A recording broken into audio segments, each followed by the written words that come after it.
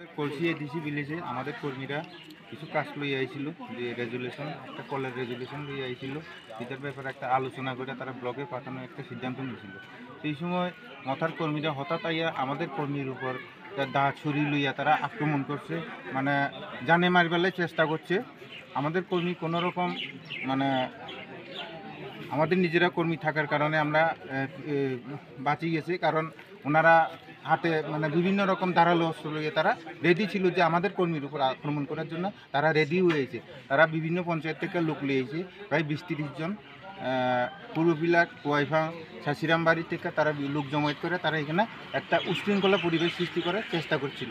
কিন্তু আমরা ভারতীয় জনতা পার্টির কার্যকর্তারা 1 ইঞ্চি মানে জায়গা ছাড়তে রাজি নয়।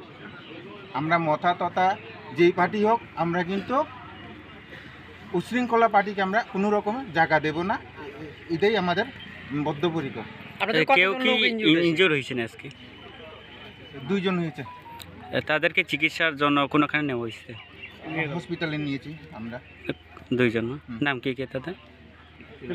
পিলাক্রিয়া, আরেকজন নামটা রঙ্গলি। মূলত কি কারণে এই সংঘর্ষ? রেজুলেশন ব্যাপার লইয়ে আমি পঞ্চায়েতে আইছিলাম, এটা লইয়ে সংঘর্ষ হয়েছে। তারা দুর্নীতি করছে রেগার থেকে, যে তারা একতরফা নিজেরা মতন যাই ইচ্ছা তারা করে, মানে 10 জন 20 জন লোকেরা তারা মানে রেগার টাকা ঢুকিয়ে দিয়ে তারা বাক যুগ করে এই সিধা নিত। আপনার নাম কি দাদা? অজরিয়া। আপনি বিজেপিতে কোন পোস্টে আছেন? মন্ডল সভাপতি। চলে পারে। তো এখন আপনারা কি চান? ন্যায্য বিচার চাই। আমাদের যারা ইনজোর্ড হয়েছে, যাদের উপর আক্রমণ করা হয়েছে, যারা আক্রমণ করছে তারা পুলিশ যেন ধরে, প্রশাসন যেন। থানাতে এখনো কোনো লিখিত মামলা করছেন? করুন, আরেকটু করে করুন। প্রশ্ন তো আসলে আইসি না, কত পরে প্রশ্ন আইসে এরকম ইনজুরি কে কে ছিল জানা নেই। জিয়া আমার মারছে মোমো আর সে কি চড়ামো। কোন দলের লোক? সেটারা মথা দলের ত্রিপুরা মথা দলের। কতজন আইছিল? বা তারা মিনিমাম প্রায় 20-30 জন আছে। আমরা ওরা ভিতরে আসলে পঞ্চায়েতের ভিতরে কলের ব্যাপারে আমরা একটা মিটিং করণে বসি। তা আমরা দরজা ফটফট বন্ধ করে দিয়েছে, তার চেয়ার টিয়ার মানে বাঙ্গা লইছে। বাঙ্গালের পর আমরা ত্রিপুরা মতো চেয়ারম্যান আইছিল সজল মক, আর কেলাফই মকও আসছিল। তাই ওনারা এসে আমরা বলে এখান থেকে তোমরা বের হয়ে যাবো চেয়ার টিয়ার ভাঙি আমরা গলা তোরা বের হয়ে যাবো মানে চুরি একটা রয়েছে ত্রিপুরা মতো চেয়ারম্যান কাছে চুরি রয়েছে। মূলত কি বিষয় নিয়ে সংঘর্ষ শুরু হয়েছিল? হ্যাঁ, মূলত কি বিষয় নিয়ে সংঘর্ষ শুরু? আমরা তো ভিতরে বসি একটা মিটিং করণে কলে বেবেলে আর কি। তাই আইসে তারা আমরা কিছু আমরা জানি না, তারা আমরা যে আয়া ফট করে মানে জামাটা বের করে মানে বের করতে দিচ্ছে না, দরজা বন্ধ করে মানে আমরা চুরি টুরি মানে এটা বুকি দিছে আর কি, মানে মারিলামও এটালামও কইছে আর কি।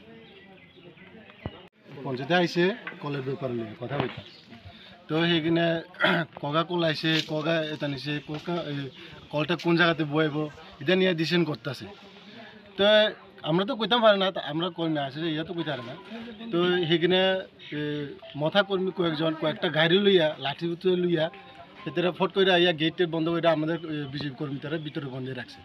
তো আমরা পরে আইসে খবর পাইছি, যখন আমরাও পরে আইসে যখন সেইখানে গেটটা বন্ধ করে রাখছে যখন আমি সেইখানে কইছে তোমরা কি লাগে গেটটারও বন্ধ করে রাখো, পঞ্চায়েতের গেটটারও খুলো, আমরা যে কর্মী আছে ভিতরে কর্মী আছে ওনাদেরকে কি লাগে বন্দি করে রাখছো। তো যে তুমি কেডা এখানে কই না, তুমি কেডা তুমি কেডা যে আরে আমাদের বিজেপি কর্মী আছে এখানে কলেতান লইয়া কথা কইতেছে, সেখানে বন্ধ কি লাগে করে রাখছে, এখানে দরজাতে খোল।